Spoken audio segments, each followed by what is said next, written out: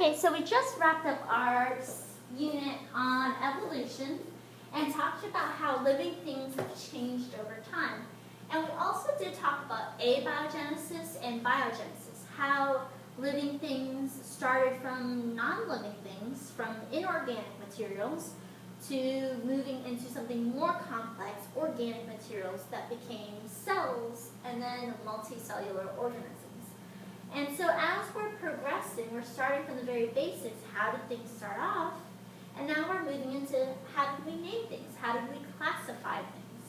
So in section 4.3, on page 89 of our notes, we'll be talking about classification and a little bit on speciation. What's the difference between different species? So first thing that we need to know is that, or we want to think about, is if you're thinking about how different life is, how do we give names to those different organisms? Well, in the past, we had some people that tried to identify how do we name these different things? How do we group these different things that we know are living, we can see them moving? And so we had Aristotle, a philosopher, that came up with our first classification system. And his main idea was things that are living are either plants or animals. Simple as that. But as we know now, things aren't just as simple as that. We don't have just plants and animals, but things are a lot more complex. But keep in mind that Aristotle wasn't really necessarily wrong. It's just that he didn't have as much information as we have now. Now we have things like microscopes and x-rays, and we can see a lot more about these different living organisms. Whereas with Aristotle, he could only observe physically on the outside how did these different organisms look. But later on, the modern classification system did change and become more complex. We had a scientist, Carl Linnaeus, that came up with the next system, or our modern system of classification. And this is what we still use today. That system is called binomial nomenclature. Nomenclature just means naming. So this means naming. And so binomial, bi means two, binomial, two names. So a two-name naming system. Every organism receives two names. The two names come in two parts. The first part is the genus, the second part is the species. So I'd go ahead and number that in. Genus is the first part, species is the second part. The genus and species name is written in a very specific format to identify that this is a scientific name. Okay? So let's go ahead and write that in, that this equals or becomes the scientific name. Our example here is for humans. Humans are known as Homo sapiens. First thing you do when you're trying to write out the word Homo sapien is you want to italicize the word if you're typing it up. But if you're writing the word, you are actually going to underline the word, the first word, genus. First word is genus, that's going to be Homo. And second word is going to be species, and that's sapiens. Okay? So Homo is the genus, species is the sapiens is the species. You're also always going to capitalize that first letter. Okay? Really important. You'll have to be able to identify how should this be written. And if it's handwritten, they'll underline it, capitalize the first letter. If it's typed up, then it'll just be italicized, capitalize the first letter. You wouldn't do all of it. You wouldn't italicize and underline.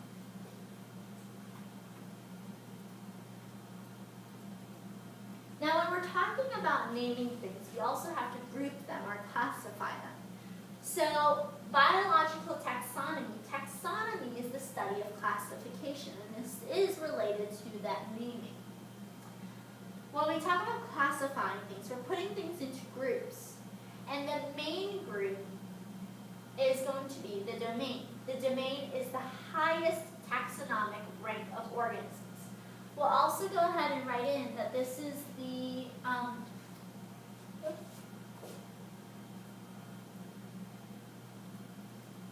we'll go ahead and write in that this is the first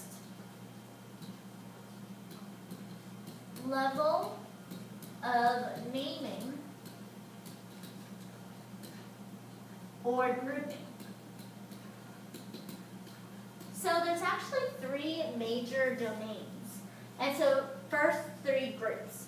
You're going to have your archae, which refers to type of bacteria. And you'll have your eubacteria as well, EU bacteria. Let's write that in, EU bacteria, which are your normal bacteria, and your eukarya. Archaea and eubacteria are both going to be prokaryotes. Prokaryotes, remember that means you don't have a nucleus. And eukaryotic, you have a nucleus. So the first thing that will separate organisms into is, do they have a nucleus? No nucleus? And what is the differences between that? So bacteria are always going to be separated into 2 separate groups. Remember that eubacteria, and you want to fill this in your picture. Eubacteria are the normal bacteria. And these are the ones that usually get you sick, cause illness.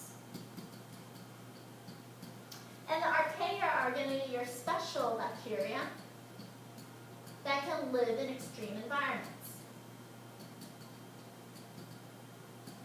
Live in extreme environments. Okay? So eubacteria, archaebacteria, and then you have your eukarya, which would be your plants, animals, fungus. And you can actually see them listed out here. And that is the same picture. Then when we're talking about taxonomy, again we're talking about classification. How do we sort things? Well, there's going to be 7 levels of taxa. Above all of this, you have the domain first. That's the first breakdown of a living thing. What group would we put ourselves in?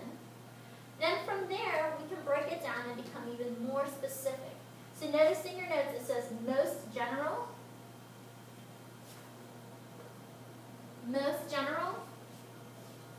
to more specific. So general to specific. Species is going to be the most specific level of classification. Kingdom is going to be the most general. And above that, you'll have domain. So if you have a living thing like a bear down here, the first thing that you're going to break it down into is which domain is it in? Is it an archaebacteria? Is it a eubacteria? Or is it a eukarya? Well, they're eukarya. They're made out of eukaryotic cells. From there, I can put my bear into kingdom Animalia. Okay, that's the next. I'm getting a little more specific. Notice how this is shrinking down in this chart. Then from kingdom Animalia, my bear can go into phylum Chordata. That means we have a backbone. Then after that, I can get more specific, and the bear is in the class Mammalia. Karina White, please report to the ROTC classroom. Karina White, please report to ROTC now. Then the order is going to be Carnivora, meaning we eat meat. And then our family is going to be Ursidae, and that's going to refer to just more specific group of bears. And then Ursus, getting even more specific. And then species is going to be Arctos. So if you'll circle Arctos right here. Circle Arctos, that's going to be referring to the species. But the whole thing, Ursus Arctos, is going to be our scientific name.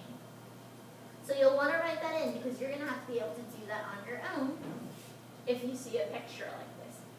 Knowing that the genus and the species makes up the scientific name. Okay. An easy way to help you remember these 7 levels of taxa is the sentence, King Philip came over for green soup. You will have to remember the order of this. I might ask you which one is more specific, order or genus. And you should be able to tell me that genus is more specific, okay? It's on the lowest level, or the most specific, smallest level. At the species level, you only have one organism. So Homo sapiens would be in this specific species.